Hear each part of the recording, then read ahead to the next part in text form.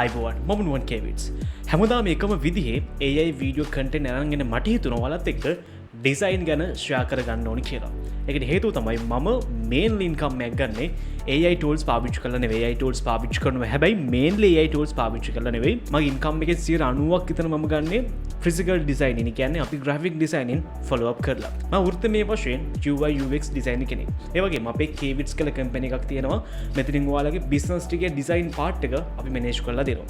ඉතින් මගේ ප්‍රධාන ආදායම් මාර්ග ওই ටික තමයි. AI පාවිච්චි කරන මගේ එදිනෙදා වැඩ ඊටම පහසු කරගන්න විතරමයි දැනට. ඉතින් මම මේක කියන්නේ හේතුව තමයි දැන් මම කතා කරන්නේ AI ගැන. ඒ නිසා බොහොමයක් දෙනා මේ content monetization කියන එක පස්සේ හැටි දාගෙන දුවනවා. කිසි ප්‍රශ්නයක් නැහැ. දුවන්න ඇති තරම් දුවන්න. මොකද එක පොයින්ට් එකකින් ඒ හැම උත්සාහයක්ම සාර්ථක වෙන්න 99%ක සම්භාවිතාවක් තියෙනවා. මේ හැටි දාගෙන දුවන ගමනේ පොඩි ටයිම් එකක් අරගෙන වගේ ස්කිල් එක ඩෙවලොප් කරගන්න try out කරොත් ඒක ඔයාලට සදහටම තියෙන දෙයක් වෙනවා. ඉතින් මම කතා කරන්නේ UI UX design ගැන. මොකද මම ප්‍රොෆෙෂනල් වෙලා ඉන්නේ ඒ දේ සම්බන්ධව නිසා. ඉතින් මොකද්ද මේ UI UX designing කියලා කියන්නේ? සරලව කියන්නේ UI කියලා කියන්නේ user interface. උදාහරණයක් විදියට හිතන්න අපි පාවිච්චි කරන Facebook එක. මේ Facebook application එකට ගියාම අපි මේ PVS එකට පේන කොටසක් තියෙනවා. profile එක, එතකොට scroll කරන්න තියෙන තැන, එතකොට text bar එක, photo upload කරන්න තියෙන තැන, application එකට ගියපු ගමන්ම අපේ PVS එකට පේන කොටස. ඒ කියන්නේ අපේ user interface එක. එහෙම නැත්නම් UI එක. ඉතින් මේක design කරන එක තමයි අපි කියන්නේ UI designing කියලා. මම මේ දේවල් ඊටම සරලව කිව්වේ. අපි ඉස්සරහට video content series එකක් කියනවා කොහොමද ඔයාලගේ ස්කිල් එක ඩෙවලොප් කරගන්න කියලා. ඒ දේවල් වලදී අපි මේ දේවල් ඉන් ඩීටේල් කතා කරමු. දැනට පොඩි අයිඩියා එකක් ගමු. එතකොට UX කියන්නේ මොකක්ද? හිතන්න අපේ PV එකට පේනවා කියලා අපි ෆොටෝස් අප්ලෝඩ් කරන අප්ලෝඩ් ටැබ් එක. ඉතින් මේකට ක්ලික් කරනවා. අපි යන්නේ මොන ටැබ් එකකටද? එතකොට මෙතනින් ඕපන් වෙන්නේ මොකක්ද? මේ හැම්බෙන එක්ස්පීරියන්ස් එක ඩිසයින් කරන එකට අපි UX ඩිසයිනින් කියලා කියනවා. මම හිතනවා මේ දේවල් ඊටාම සරලව කිව්වා හින්දා පැහැදිලි වෙන්නේ නැති කියලා. දැන් ඔයාලට හිතෙන්න පුළුවන් UI UX ඩිසයින් කරන්න ඕන තරම් platforms තියෙනවා. ඇයි අපි මේව ඉගෙන ගන්න කියලා. හොඳ හේතුවක් මම කියන්නද?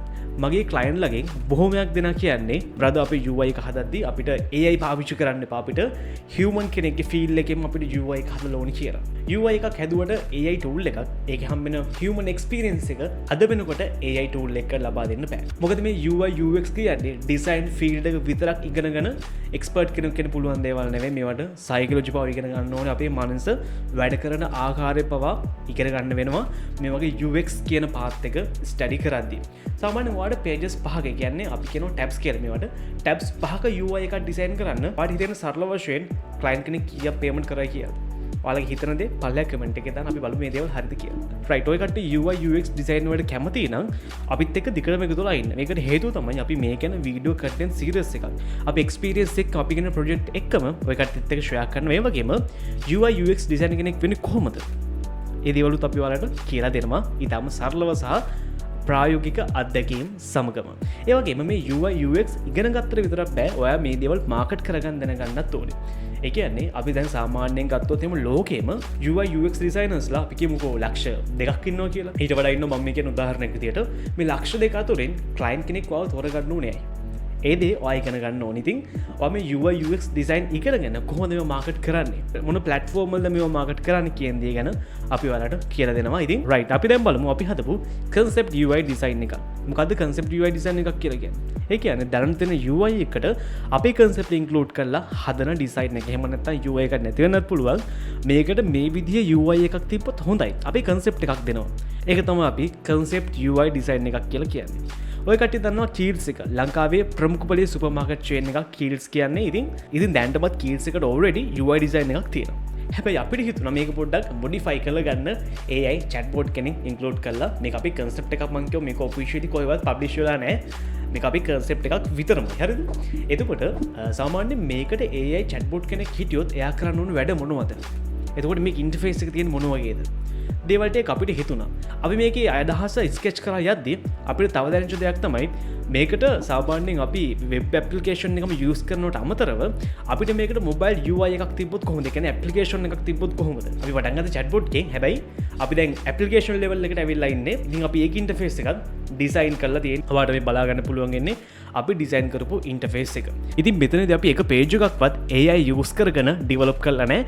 සම්පූර්ණ මේක human feel එකට තමයි අපි ඩිසයින් කරලා තියෙන්නේ. ඔයාලට බලා ගන්න පුළුවන්. අපේ ඩිසයින් ඉන්ටර්ෆේස් එක තියෙනවා. මේකට අපි යූස් කරේ Figma කියන platform එක. මේ platform එක පාවිච්චි කරලා ලේස් ටු ලේස් අපි මේ ඩිසයින් එක කරලා තියෙනවා. ඉතින් අපි කතා කරමු මේ chatbot ගේ concept එක මොකක්ද කියලා. සාමාන්‍යයෙන් අපි UI එකේ normal interface එක explain කරන්න ඕනේ නෑනේ. අපි කතා කරමු chatbot ගැන. එතකොට මේ chatbot එක අපි මොන concept එකකට build කරේ? මේ chatbot අපි build කරේ client ලගේ පහසුවට. උදාහරණයක් විදිහට ඔයා හිතන්න මට ඕන කරන රුපියල් 1000ට අඩු අද මොනවද keywords එකෙන් ගන්න පුළුවන් පළතුරු වර්ග කියලා හොයාගන්න. ඉතින් ඒකට මට තියෙන විසඳුම තමයි search කරලා සාමාන්‍යයෙන් මොනවද තියෙන කියලා list එකේ බලන්න. හැබැයි chatbot use කරලා පුළුවන් එයාගෙන් අහන්න අද මොනවද keywords එක රුපියල් 1000ට වඩා අඩුවෙන් තියෙන පළතුරු. එතකොට එයා ඒකට reply එකක් දෙනවා මෙන්න මේ විදිහට. එතකොට මේක ඔයාට කන්ටිනියු කරලා යන්න පුළුවන්. ඔයාට කියන්න මට water bill මෙච්චර ප්‍රමාණයක් ඇඩ් කරන්න මගේ cart එකට purchase කරන්න. එතකොට එයා ඒක කරනවා. ඒ කියන්නේ chat එකෙන් පුළුවන් ඔයාගේ product එක purchase කරගන්න. ඉතින් මේක අපේ UI design concept එක. මේක officially කොහොමද launch වෙලා නැහැ. concept එකක් විතරයි මම ආයෙත් කියනවා. right. ඉතින් UI කියන්නේ ඔය වගේ හරි ලස්සන දෙයක්. අපේ හැගීම් ටික හරි ලස්සන විදියට application එකක් website එකක් ඇතුලෙන් අපිට පිළිබිඹු කරන්න පුළුවන් දේවල් ටික. monetization එකට concept එක පස්සේ හැටි දාගන්න තුන ගමන් ඔයාගේම skill එකක් develop කරගන්න අනිවාර්යෙන් මතක තියාගන්න. මොකද ඔයාගේ value එක වැඩි වෙන්නේ ඔයාගේ skills වැඩි වෙන තරමට skills හරි විදියට හැම දෙයකින්ම භාගි නෙවෙයි. අතෝර ගන්න skill එකද දෙකද ඒ expert වෙන තරමට තමයි ඔයාගේ value එක වැඩි. right. මේක ටිකක් documentary video වගේ. ඒ කියන්නේ එහෙන serious videos නෙවෙයි. මම ඉදිරියදා ජීවිතේදී පාවිච්චි කරන ටෙක්නික් ගැන, එතකොට මම පාවිච්චි කරන ඩිසයින් ටූල්ස්, එතකොට මම පාවිච්චි කරන ඩිසයින් කැටගරීස්, මම earn කරන්නේ කොහොමද? ඒ දේවල් ඔයත් එක්ක share කරගන්න වීඩියෝ සීරීස් එකක් විතරයි. මේ වගේ වීඩියෝස් ටික නම් බලන්න, follow කරන්න මම නුවන් KVits.